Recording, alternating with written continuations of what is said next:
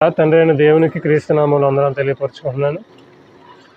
అలాగే చేరువచ్చిన మీ అందరికీ క్రీస్తునామంలో శుభాభివందనం తెలియపరచుకుంటున్నాను. ఈరోజు కూడా బైబిల్ నుంచి ఒక విషయాన్ని ఆలోచిద్దాం. అదే మానవ జన్మదినము రహస్యమా. మానవ జన్మదినం రహస్యం. మానవ జన్మదినం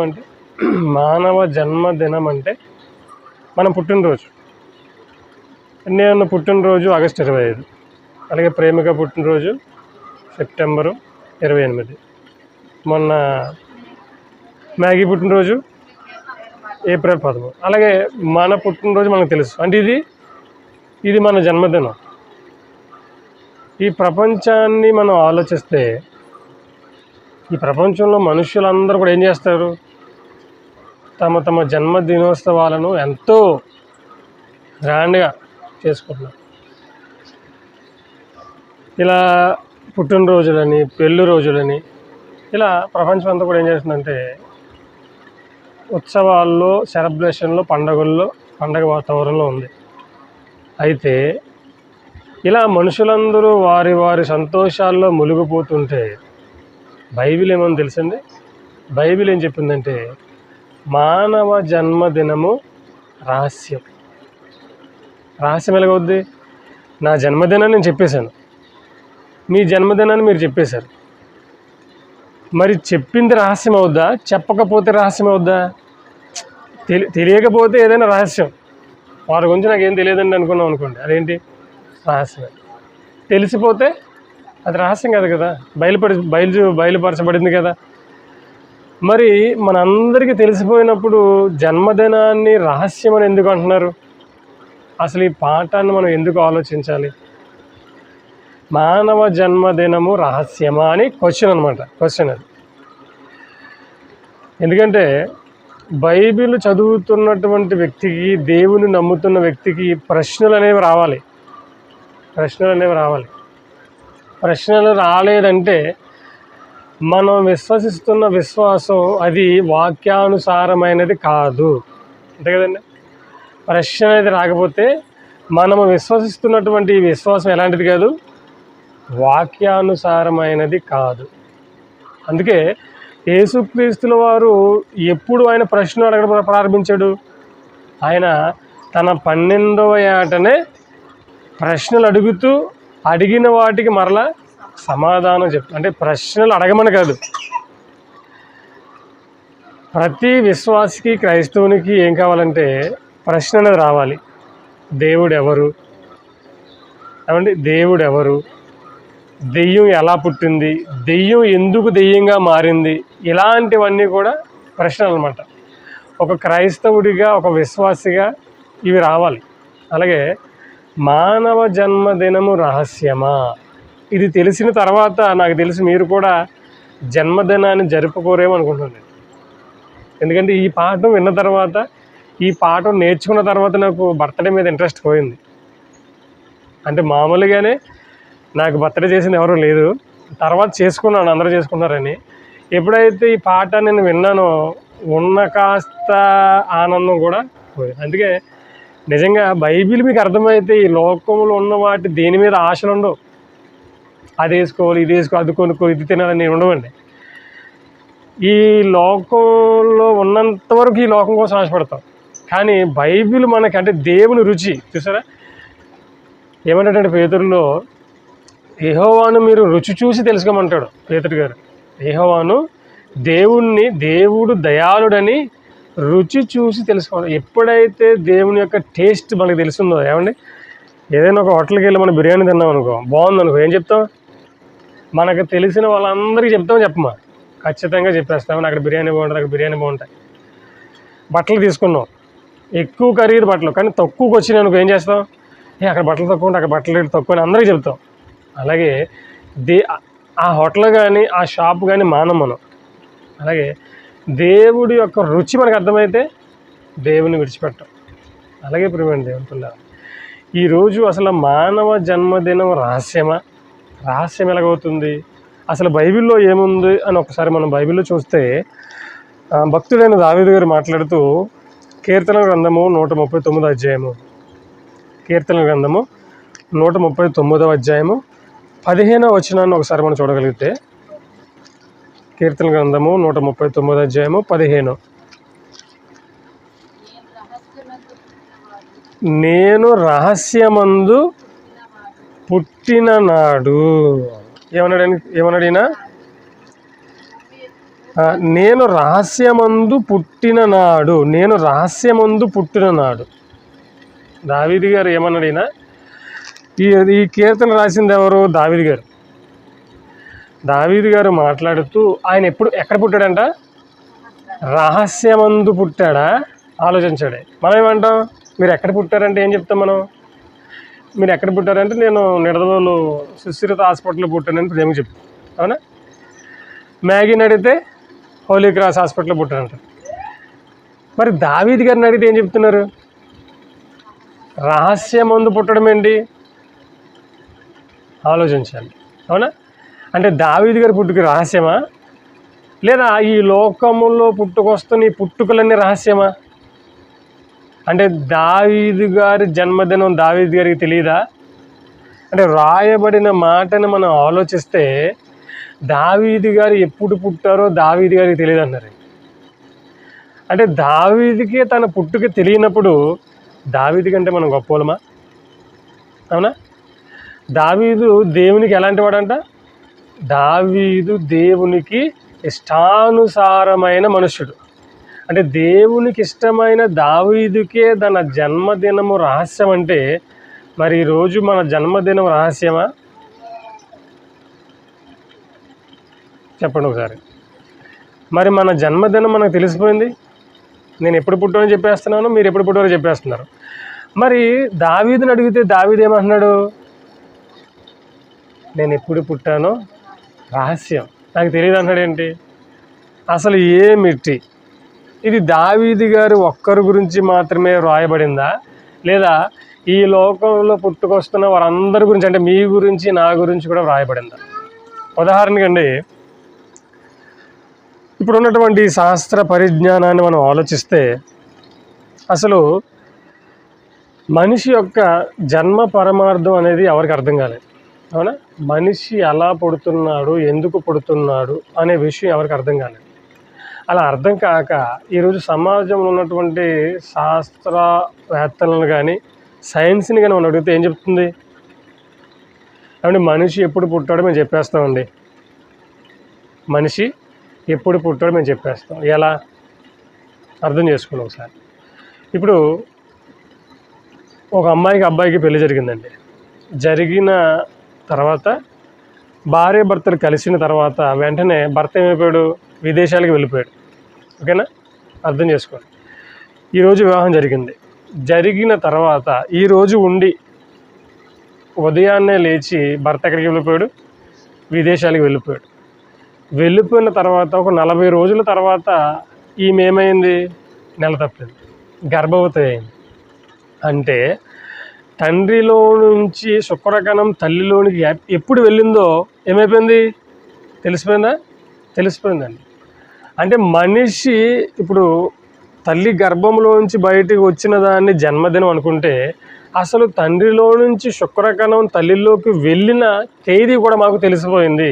కాబట్టి బైబిలు తప్పు. అంతే కదా? ఎంత క్లియర్గా తండ్రిలో నుంచి శుక్రకణం ఏ రోజు వెళ్ళిందో మేము చెప్పేస్తున్నప్పుడు మరి రహస్యం అంటుందండి బైబిలు. కాబట్టి బైబిల్ ఏది? బైబిలు తప్పు అంటున్నారు. అలాగే సుమారుగానండి ఒక శుక్రకణం తల్లి అండంలోనికి చేరాలంటే 24 గంటలు లేదా 72 గంటలు ఎదురు చూస్తుందండి. అంటే 3 రోజులు, ఒకరోజు లేదా 3 రోజుల పాటు తల్లి అండంలోనికి వెళ్ళాలి కదా శుక్రకణం ఫలదీకరణం చెందాలంటే. ఇలా ఎప్పుడైతే తండ్రి తల్లిని కలిశాడో ఆ కలిసిన 1 రోజు నుంచి 3 రోజుల లోపల వాళ్ళు తేదీని నిర్ణయం చేస్తున్నారు. అంటే మీరు తల్లి గర్భములో నుంచి బయటికి వచ్చిన దాన్నే జన్మదినం అంటున్నారు కదా, అది కాదండి. మేము ఇంకా లోతుకి వెళ్ళిపోతాం, ఇంకా ముందుకు వెళ్ళిపోతాం. ఎక్కడికి? అసలు తండ్రిలో నుంచి తల్లిలోకి వచ్చిన శుక్రకణాన తేదీ కూడా మేము చెప్పేస్తాం అంటున్నారు.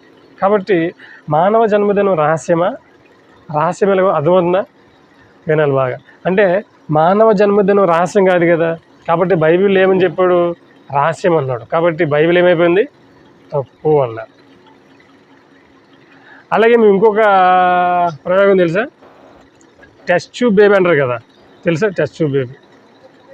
టెస్ట్ ట్యూబ్ బేబీ అంటే తండ్రిలో నుంచి శుక్రకణం తీసుకుని, తల్లిలో నుంచి అండాన్ని తీసుకుని, ఈ అండంలోనికి శుక్రకణాన్ని పంపిన తర్వాత ఈ రెండు కలిసిన తర్వాత మరలా దీన్ని తల్లిలో ప్రవేశపెడతారు. అవునా? ఇలా ప్రవేశపెట్టిన తర్వాత తల్లిలో అది గర్భాన్ని దాల్చుకుంటుంది, శరీరాన్ని రూపొందించుకుంటుంది. కాబట్టి అయితే ఈ విధంగా కూడా మేము శుక్రకణం తల్లిలోనికి ఎప్పుడు వెళ్ళిందో కూడా మేము చెప్పేశాం.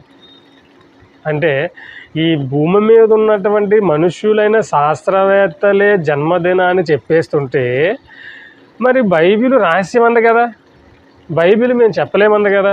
కాబట్టి బైబిల్ ఏంటి? తప్పు అన్నారు. బైబిల్ ఏమైపోయింది? తప్పు. ఏమండి, ఎంతమంది మేధావులు పుట్టుకొచ్చినా, ఎంతమంది శాస్త్రవేత్తలు వచ్చినా బైబిల్ని తప్పు పట్టే మొగాడి భూమి మీద ఉండడండి. వాళ్ళకి బైబిల్ సరిగా అర్థం కాక, వ్రాయబడిన మాటల్లోని సంగతులు వాళ్ళకి తెలియక ఆఖరికి బైబిల్లో బూతులు ఉన్నాయని అంటారు. ఏమండి, బైబిల్లో బూతులు ఉన్నాయంటారు. బైబిల్లో ఏవేవో ఉన్నాయంటారు, కానీ వాళ్ళకి ఏం తెలియదు? అర్థం తెలియదు, వాక్యం తెలియదు, దేవుని మనసు తెలియదు. అది ఎందుకు రాశాడో, ఎలా వ్రాయించాడో, ఆ సందర్భం ఏంటో, దేవుని మనసు ఏంటో వాళ్ళకి అర్థం కాక బైబిల్లో బూతులు ఉన్నాయండి, బైబిల్లో అలా ఉన్నాయండి, చూసారా. కానీ బైబిల్ అర్థమైతే, నిజంగా బైబిల్ అర్థమైతే దీన్ని విడిచిపెట్టరండి అసలు ఎవరు కూడా, దీన్ని విడిచిపెట్టరు.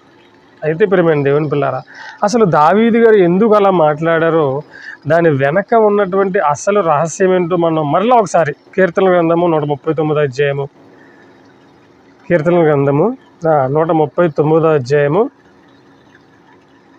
15-16 వచనాలు మనం చూడగలిగితే, నేను రహస్యమందు పుట్టిన నాడు భూమి యొక్క అగాధ స్థలములలో విచిత్రముగా నిర్మింపబడిన నాడు అన్నాడండి.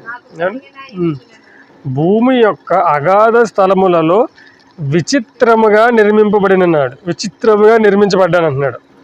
మరలా కొంచెం పైకి వెళ్ళిపోతే, మరలా కొంచెం పైన 13వ వచనం చూడండి. 13వ వచనం, నా అంతర్యములను నీవే కలుగు చేసేదివి, నా తల్లి గర్భమందు నన్ను నిర్మించిన వాడవు నీవే. ఏంటి ఇక్కడ 15వ వచనంలోనేమో నేను రహస్యమందు పుట్టిన నాడు, నేను రహస్యమందు పుట్టిన నాడు అంటున్నాడు. మరలా భూమి యొక్క అగాధ స్థలములలో విచిత్రముగా నిర్మించామంటున్నాడు. 13వ వచనం వచ్చేసరికి నా తల్లి గర్భమందు నన్ను నిర్మించిన వాడు నీవే. ఇక్కడ మనకి 2 నిర్మాణాలు కనపడుతున్నాయి, అవునా? ఒకటి తల్లి గర్భంలో నిర్మించాడు అంటున్నాడు, ఇంకొకటి భూమి యొక్క అగాధ స్థలంలో నిర్మించాడు అంటున్నాడు. ఇంతకీ ఏ నిర్మాణం నిజం? సరే, బైబిల్ మనం ఏం చేస్తున్నాం? పరిశీలన చేస్తున్నాం, ఆలోచిస్తున్నాం, ధ్యానిస్తున్నాం అన్నమాట. ధ్యానిస్తుంటే ఒకటి, నన్ను భూమి యొక్క అగాధ స్థలములలో నిర్మించామంటున్నాడు. 2, నా తల్లి గర్భమందు నన్ను నిర్మించిన వాడవు నీవే అంటున్నాడు. ఇంతకీ దేవుడు చేసిన నిర్మాణం ఏది? దేవుడు చేసిన నిర్మాణం ఏది? ఇది మనకు తెలియాలంటే యోబు గారి దగ్గరికి ఒకసారి వెళ్దాం. యోబు గ్రంథము 38వ అధ్యాయము, యోబు గ్రంథము 38వ అధ్యాయము 4వ వచనం చూడండి ఒకసారి.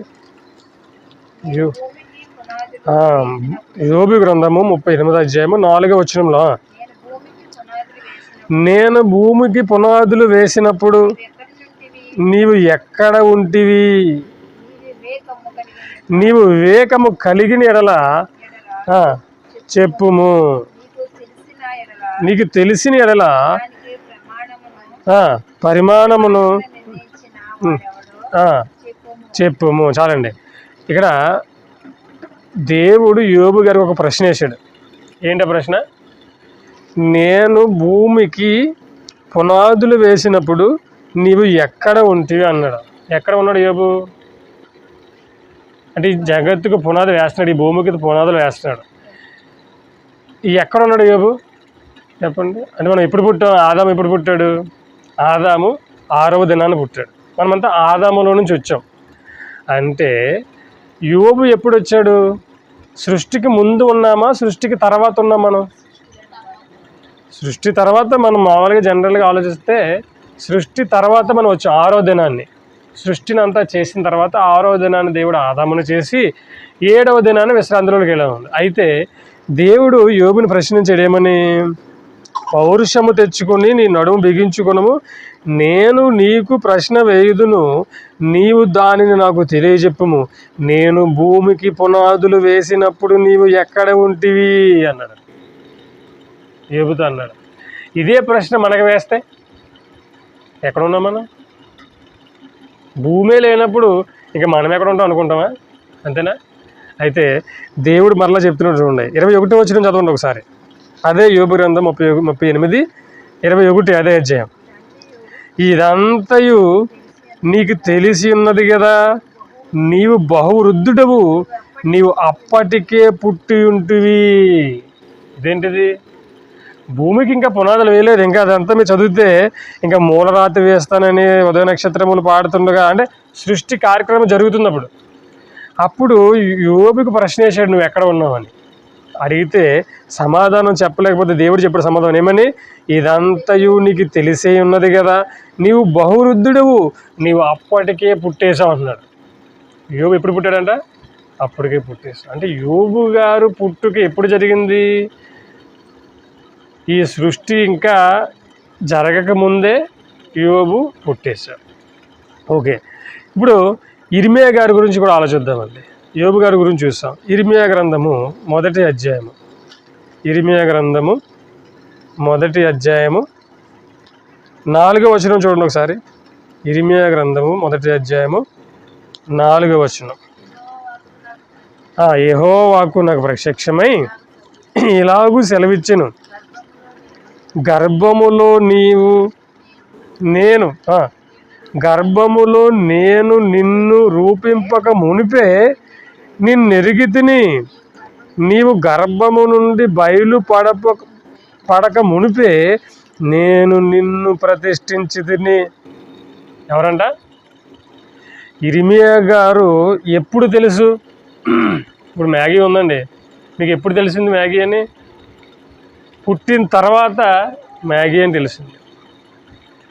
ప్రేమిక పుట్టిన తర్వాత ప్రేమిక అని తెలిసింది. ఇక రోషిత గురించి అయితే మోసిన 9 నెలల్లో కూడా ఏమనుకున్నాం? పురుషుడే పురుషుడే పురుషుడే పురుషుడే అనుకున్నాం. హాస్పిటల్లో పుట్టేంత వరకు కూడా ఏమనుకున్నాం? మగోడే మగోడే మగోడే మగోడే అనుకున్నాం. తీరా అక్కడికి వెళ్ళి వితిన్ సెకండ్స్లో మారిపోయింది. ఎవరు? ఆడపిల్ల. పుట్టిన తర్వాత ఆడపిల్ల అని తెలిసింది. కానీ దేవుడికి ఇర్మియా గారు ఎప్పుడు తెలుసంట? ఇదిగో, యెహోవా నాకు ప్రత్యక్షమే ఎలాగో సెలవిచ్చాను, గర్భములో 1వ అధ్యాయము 4వ వచనం. ఇర్మియా గ్రంథము 1వ అధ్యాయము 4వ వచనం. ఇదిగో, గర్భములో నేను నిన్ను రూపింపక మునిపే నిన్నెరిగి తిని. అంటే గర్భములో ఒక రూపాన్ని దేవుడు ఏర్పాటు చేస్తున్నాడు కదా, ఆ రూపం ఇంకా ఎవరికి లేదు? ఇర్మియా గారికి లేదు. ఇర్మియాని ఇంకా గర్భంలో నిర్మాణం చేయలేదు. ఈ గర్భంలో పడకముందే ఎవరికి తెలుసంట? దేవునికి తెలుసు. అంటే ఇర్మియా గారు అప్పటికే పుట్టేశాడా? అప్పటికే ఇర్మియా గారి రూపం తెలుసా? ఆలోచించండి. ఏమన్నాడు ఒకసారి మళ్ళీ ఇంకో, గర్భములో నేను నిన్ను రూపింపక ముందే నీవు నాకు తెలుసు. అర్థమవుతుందండి? అంటే మనమంతా కూడా తల్లి గర్భములోనికి రాకముందే ఎవరికి తెలుసు? దేవునికి తెలుసు అన్నమాట. అంటే ముందే మనం పుట్టేశామా? ముందే మనం పుట్టేశామండి. మన పుట్టుక ఎప్పుడు జరిగిపోయింది? ఎప్పుడు జరిగింది? ఎప్పుడో జరిగింది మన పుట్టుక. యోబు గారి పుట్టుక ఎప్పుడో జరిగిపోయింది. ఈ సృష్టి పుట్టక ముందే మనం పుట్టేశాం. అర్థమవుతుందా? ఈ సృష్టి పుట్టక ముందే యోబు గారు పుట్టేశారు, ఇర్మియా గారు పుట్టేశారు, దావీదు గారు పుట్టేశారు. అర్థమవుతుందా? వీళ్ళ పుట్టుకలన్నీ మనం ఆలోచిస్తుంటే, అంటే మనిషి తల్లి గర్భములో నుంచి బయటికి రాకముందే పుట్టేస్తున్నాడు. ఎక్కడ పుట్టాడు, ఎలా ఉన్నాడు అని మనం ఆలోచించాలి. అర్థమవుతుందా? ఒకసారి దావీదు గారు అన్నారు కదా, ఏమన్నాడు ఆయన? నేను అగాధ స్థలములలో విచిత్రముగా నిర్మింపబడిన నాడు అంటాడు. మరి అలాగే యోబు గారు కూడా ఏం మాట్లాడుతాడో చూద్దాం ఒకసారి. యోబు గారు కూడా ఏం మాట్లాడుతున్నాడో చూద్దాం. యోబు గ్రంథము 10వ అధ్యాయము. యోబు గ్రంథము 10వ అధ్యాయము. యోబు గ్రంథము 10వ అధ్యాయము 9-10 వచనాలు చూద్దామండి. యోబు గ్రంథము 10వ అధ్యాయము 9-10 వచనాలు. జిగట మన్నుగానున్న నన్ను నీవు నిర్మించి ఆ సంగతి జ్ఞాపకము చేసుకొనుము. చేయుదువా?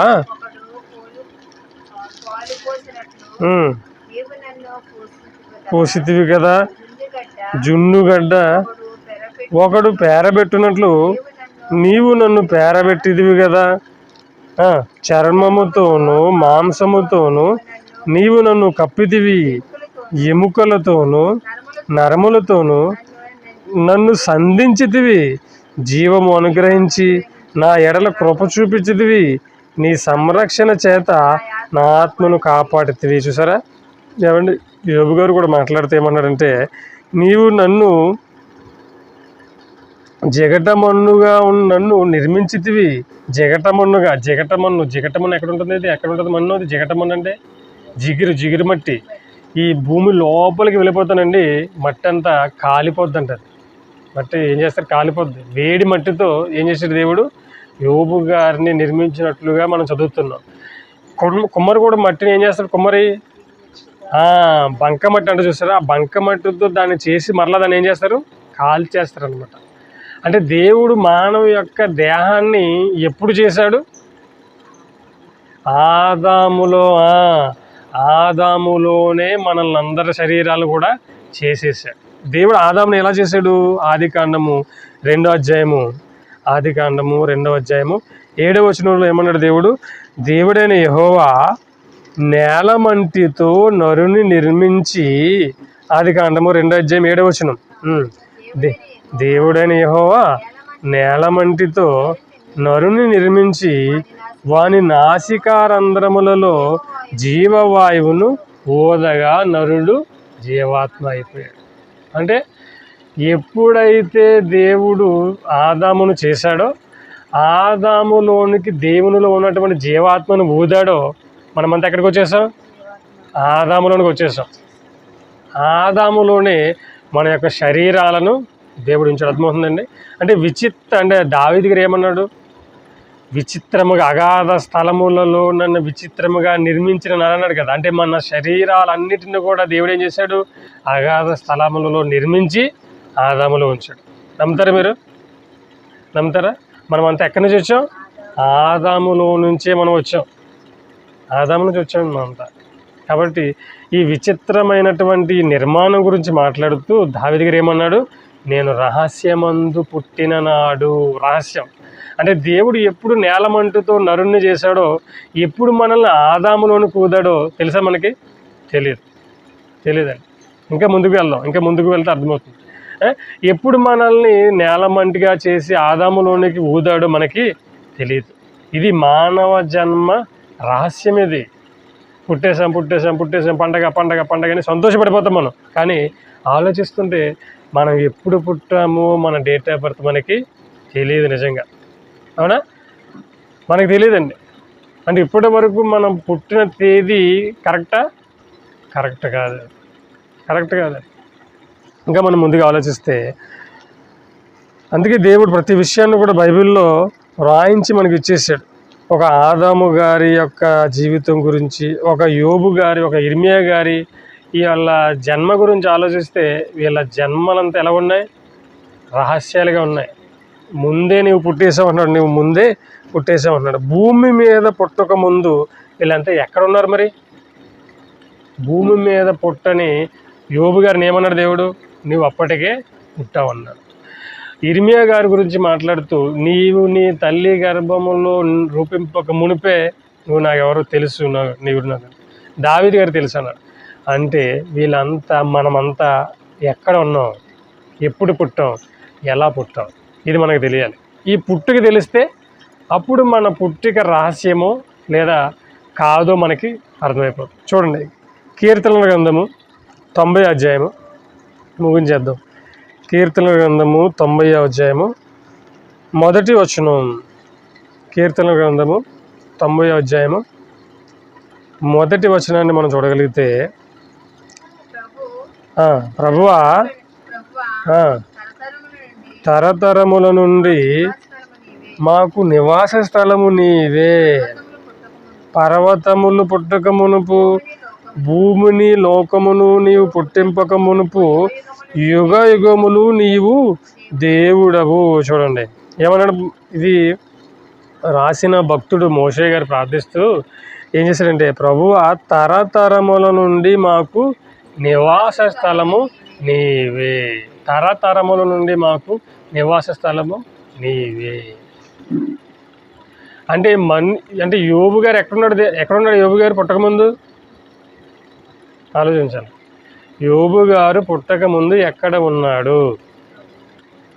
ఇర్మియా గారు పుట్టకముందు ఎక్కడ ఉన్నాడు? ప్రభువా తరతరముల నుండి మాకు నివాస స్థలము నీవే. మీ నివాసం ఎక్కడైనా అడిగిన ఏం చెప్తాం మనం? మాది పలానా ఊరండి అని చెప్తాం. మీ నివాసం ఎక్కడైనా చెప్తే పలానా ఏరియా అని చెప్తాం. అంటే మనుషులు పుట్టక ముందు వారి నివాసం ఎక్కడ? దేవునిలో ఉన్నాం మనమంతా. అంటే యోబు గారు కానీ, దావీదు గారు కానీ, నేను కానీ, మన పుట్టుక ఎప్పుడు జరిగింది? ఈ సృష్టిని సృష్టింపక మునిపే జరిగింది. ఎక్కడ పుట్టాం మనం? దేవునిలో ఉన్నాం మనం. దేవునిలో ఉన్నటువంటి మనల్ని దేవుడు ఏం చేశాడు?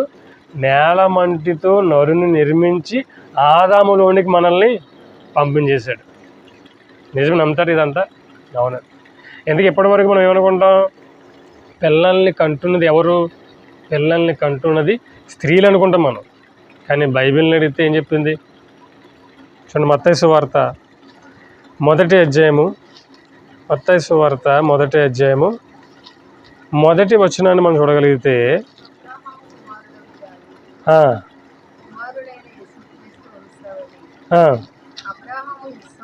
అబ్రాహాము ఇస్సాకును కనెను, అబ్రాహాము ఇస్సాకును కనెను, ఇస్సాకు యాకోబును కనెను, యాకోబు యోదాను అతని అన్నదమ్ములను కనెను.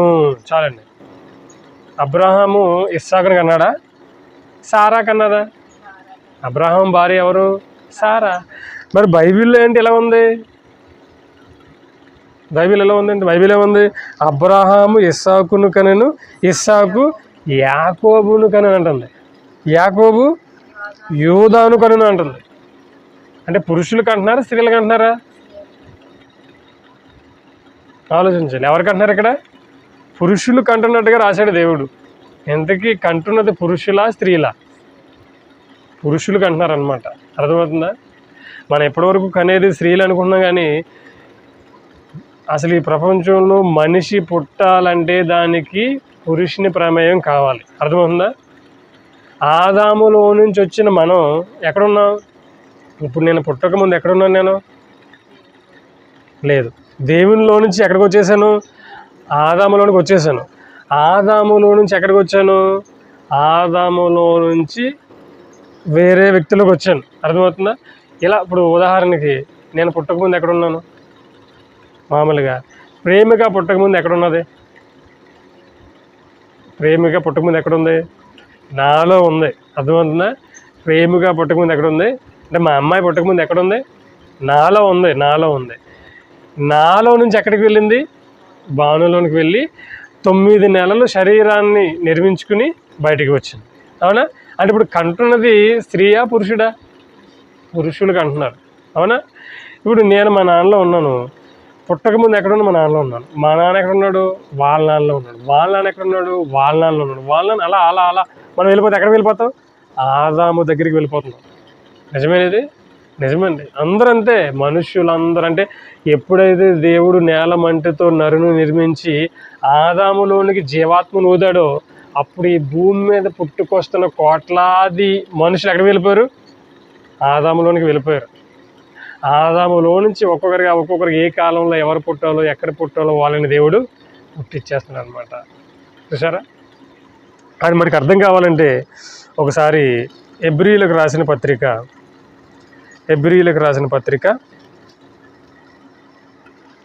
7వ అధ్యాయము, హెబ్రీయులకు రాసిన పత్రిక 7వ అధ్యాయము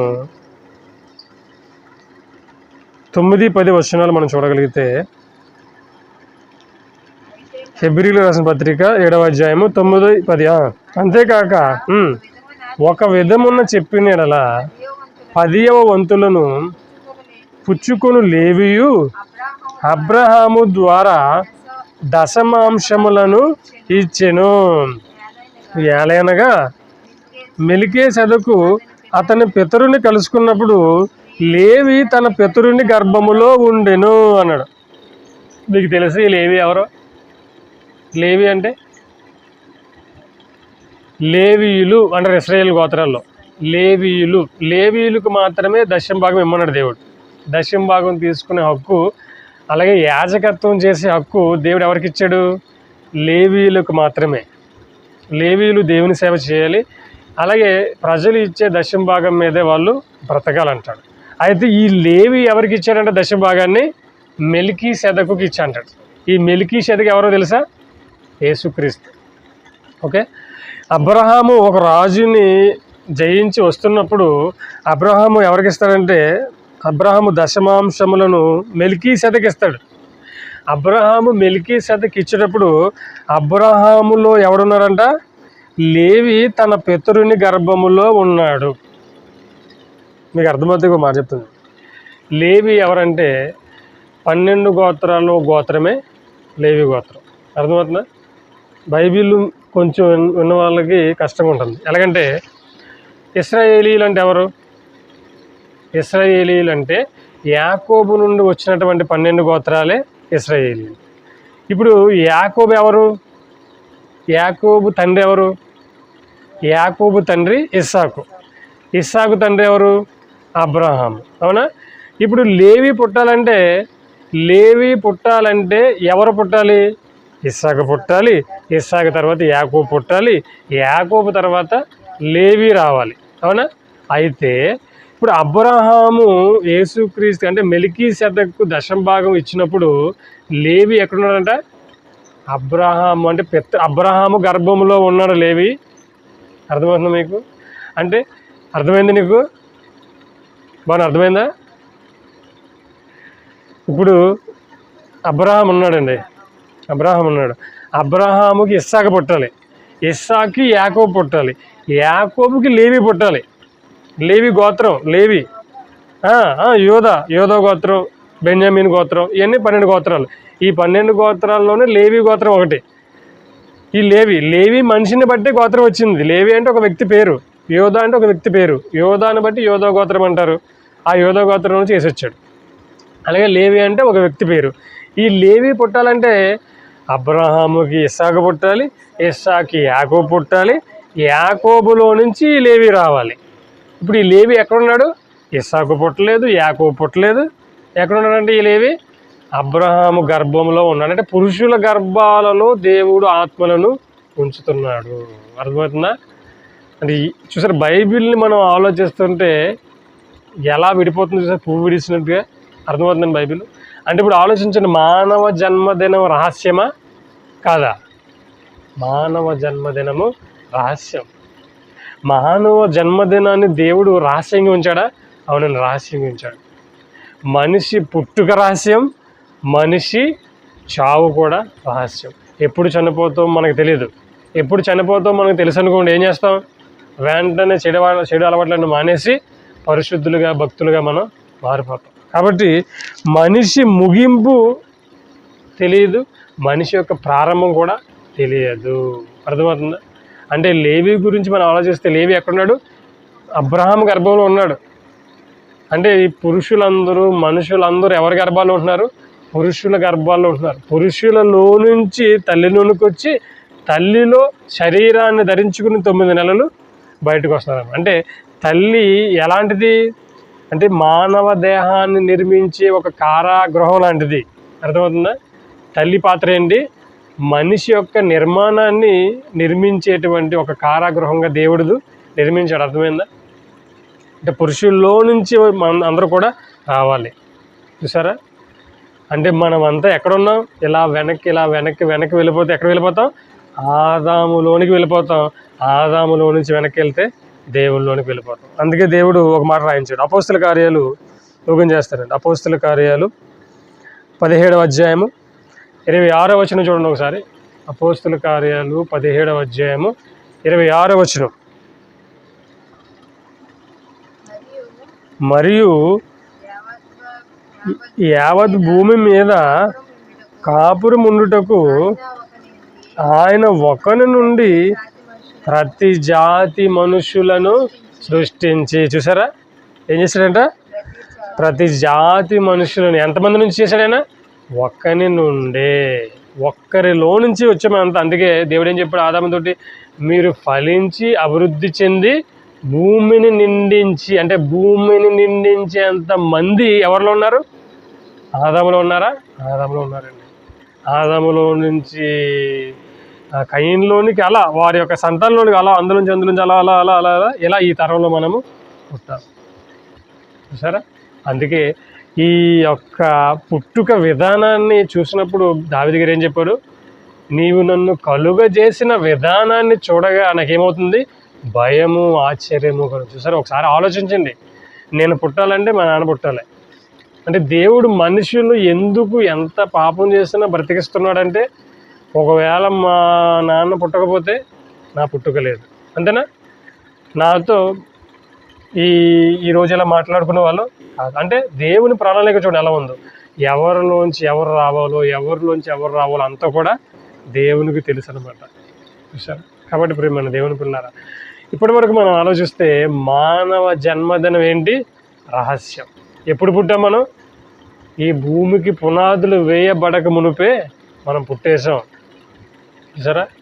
కానీ ఇప్పటి వరకు మనం చేసుకున్నటువంటి బర్త్డేలు నిజం కాదు. ఇదేంటిది? కేవలము శరీరాన్ని ధరించుకుని భూమి మీదకి వచ్చినటువంటి రోజు అంతే. నేను అందుకే చెప్పాను, ప్రేమిక పుట్టినప్పుడు కూడా ఒక 40 రోజులు వెనక్కి వేసుకున్నాం. అవునా? ఎప్పుడైతే నెల తప్పని చెప్తుందో వెంటనే ఒక 40 రోజులు వెనక్కి వేసుకుని అది కరెక్ట్. అది కూడా ఎప్పుడు? అది కూడా ఏది? శుక్రకన్నం ఆ అమ్మాయి అండంలోనికి వెళ్ళిన రోజు మాత్రమే. ప్రేమిక పుట్టింది ఎప్పుడు పుట్టేసింది? ఎప్పుడో పుట్టేసింది ఆమె కూడా. మీరంతా ఎప్పుడో పుట్టేశారు దేవుళ్ళలో. ఎప్పుడు పుట్టేశారు? అందుకే ఎఫెసీ పత్రిక 1వ అధ్యాయంలో ఏమంటాడు తెలుసానా? ఆయన ప్రేమ చేత క్రీస్తులో మనలను ఏర్పరచుకున్నాను అంటారు. చూసారా? ఎఫెసీ పత్రిక 1వ అధ్యాయము యోగం చేస్తారు. ఎఫెసీ పత్రిక 1వ అధ్యాయము 6వ వచనం. ఎఫెసీలకు రాసిన పత్రిక 1వ అధ్యాయము 6వ వచనంలో మనం చూసినట్లయితే ఎట్లనగా, అదే చదవండి. ఎట్లనే తన ప్రియునియందు తాను ఉచితముగా మనకు అనుగ్రహించిన తన కృపా మహిమకు కీర్తి కలుగునట్లు తన చిత్త ప్రకారమైన దయా సంకల్పము చొప్పున యేసుక్రీస్తు ద్వారా తనకు కుమారులుగా సేకరించుటకే మనలను ముందుగా తన కోసము నిర్ణయించుకొని మనము తన ఎదుట పరిశుద్ధులమును నిర్దోషములై ఉండాలని జగత్తుకు పునాది వేయబడక మునిపే ప్రేమ చేత ఆయన క్రీస్తులో మనలను ఏర్పాటు చేసుకొనెను. ఎప్పుడంట? ఈ జగత్తుకి ఇంకా పునాదే వేయలేదు. ఈ జగత్తుకు పునాది వేయబడక మునిపే దేవుని ఆలోచన ఏంటి? మనము తన ఎదుట పరిశుద్ధులమును నిర్దోషులై ఉండాలని క్రీస్తులో ఏర్పాటు చేసుకున్నాడు. ఎప్పుడు? జగత్తుకి పునాది. అంటే ఈ జగత్తుకి పునాది వేయకముందు నువ్వు ఎవరో దేవుడు తెలుసా? ఈ సృష్టి పుట్టకముందే నేను దేవునికి నేను ఎవరో తెలుసా? తెలుసు. అప్పటికే నేను పుట్టేశానండి. ఎలాగా? దేవునిలో ఉన్నాను నేను. మనమంతా అప్పుడప్పుడు చూడండి, చాలామంది భాను అయితే ఎవరిని చూసినా ఏమంటది? ఇది ఎక్కడో చూసినట్టున్నానంట. అంతమాను ఎవరిని చూసినా ఎక్కడో చూసినట్టుంది, నాకు ఎక్కడో చూసినట్టుంది నాకు అనిపిస్తూ ఉంటుంది. ఏమని? ఒకప్పుడు మనం అంతా ఎక్కడున్నాం? దేవుని గర్భంలో ఉన్నాం మనమంతా. అంతేనా? దేవుని గర్భంలో ఉన్న మనమంతా భూమి మీదకి వచ్చిన తర్వాత మరలా కలుసుకున్నప్పుడు ఒకవేళ అనిపిస్తుంది. కావునా? ఒకే గర్భంలో ఉన్నాం కదా. చాలా ఎన్ని వేల సంవత్సరాలు, అది కోట్ల సంవత్సరాలు దేవుని గర్భంలో ఉన్నాం మనమంతా. అలా దేవుని గర్భంలో ఉన్న మనకి, నాకు చాలాసార్లు అనిపిస్తుంది, చాలామందిని చూస్తే దేవుని ఎక్కడో చూసానే అనిపిస్తూ ఉంటుంది. కానీ అది భ్రమే అనుకున్నాను. కానీ తర్వాత అర్థమైంది ఏమైంది, మనమంతా ఒకే గర్భంలో తండ్రి అయిన దేవుని గర్భంలో నుంచి వచ్చిన వారం కాబట్టి ఒకవేళ మనకేమవుద్ది అనిపించవచ్చు. సరే, కాబట్టి మన జన్మదినము రహస్యమా కాదా? రహస్యమే. ఇకపోతే యేసుక్రీస్తు వారి జన్మదినం గురించి చెప్పండి. ఎప్పుడు పుట్టాడు ఆయన? డిసెంబరు 25 పుట్టాడంట.